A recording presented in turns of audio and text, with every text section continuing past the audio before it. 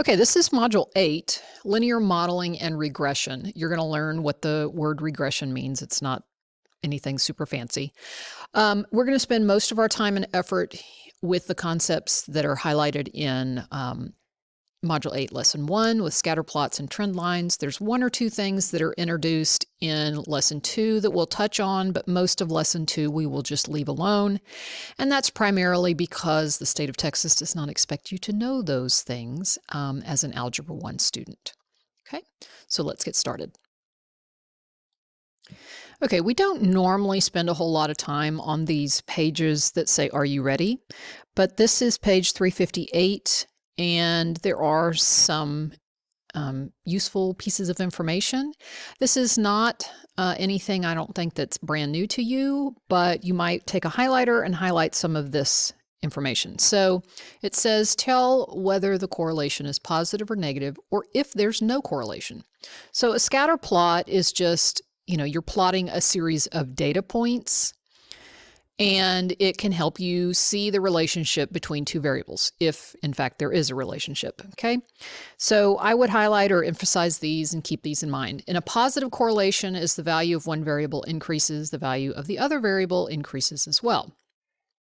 In a negative correlation, which is actually what's shown over here, as the value of one variable decreases, the value of the other variable increases. So as x gets bigger this way, the y values are getting smaller. So one is getting bigger, one is getting smaller.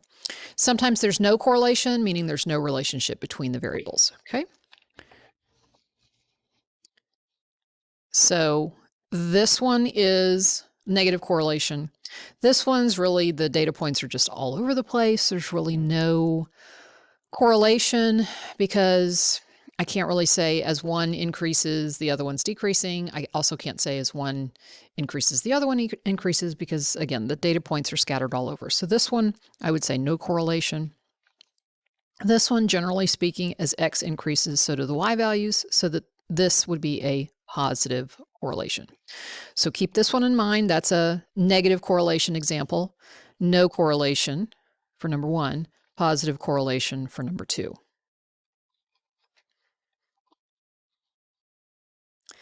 Okay, so again, I'm not positive what all you learned the previous year, but let's talk about what they're calling a linear association. So if we look here, we can see that there's a positive correlation for these two variables. As x increases, generally y increases as well. Okay. What they're going to introduce right here, or remind you of, is something called correlation coefficient, which is denoted by the letter R. Basically, the stronger the correlation, the closer the correlation coefficient will be to either -1 if it's a negative correlation, or +1 if it's a positive correlation. So let me kind of show you.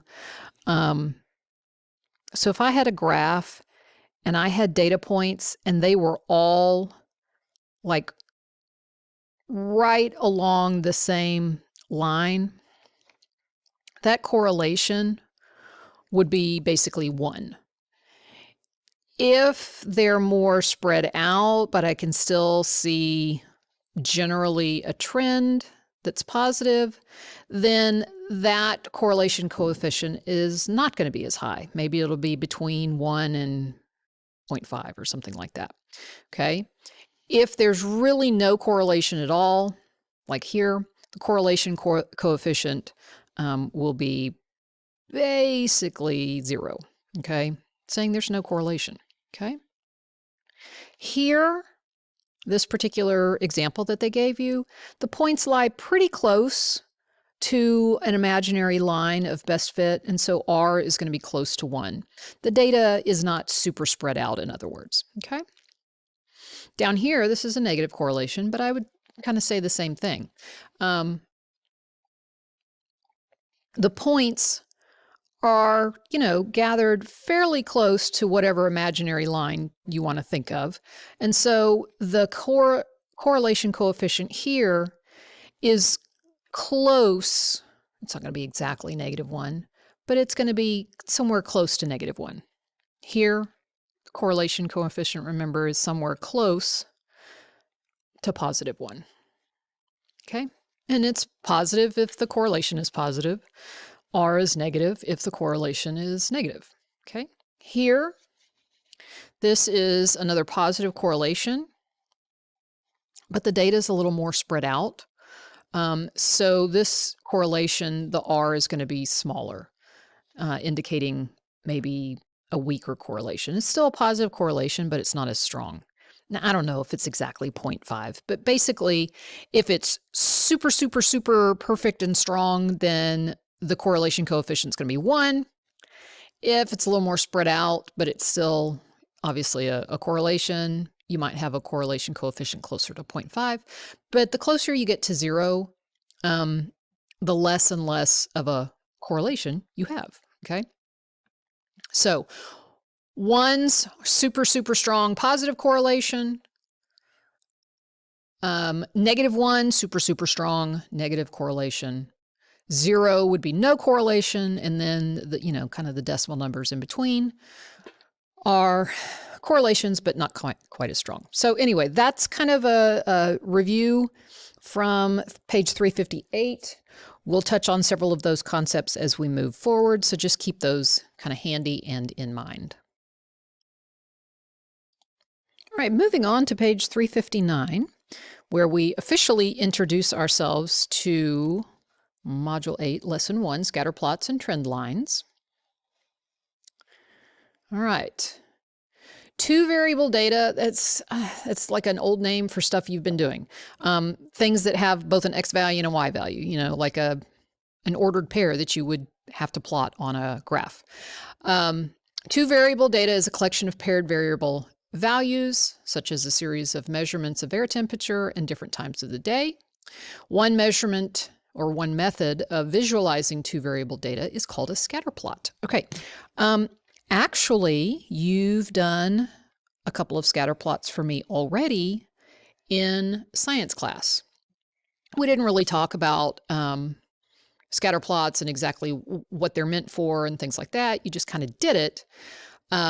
But we're going to probably go back to those scatter plots and mention them again because they're a good kind of introduction to what we're doing here. Okay, so a scatter plot is just simply a graph of points with one variable plotted along each axis. So for instance, let me go find our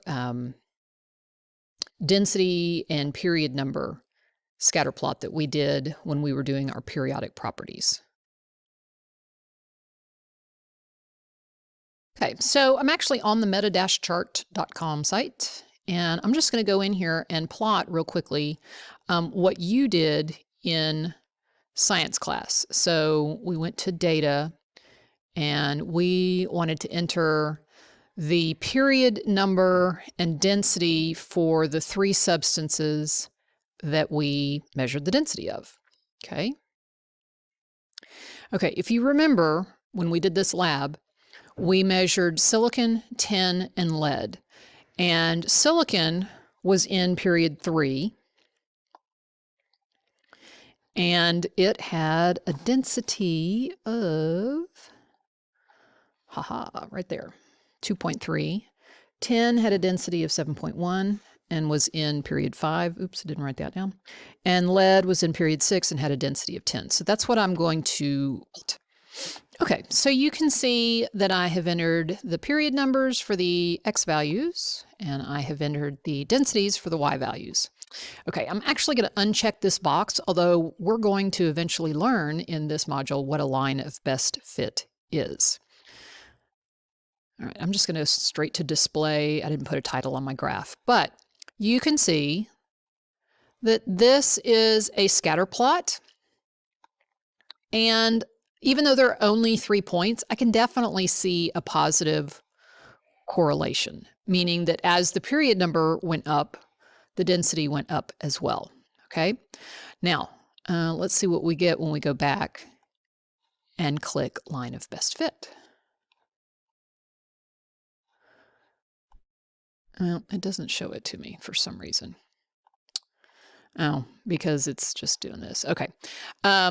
we're actually going to plot this same sort of information. I'll teach you how to do it on the calculator, and we will be able to generate a line of best fit.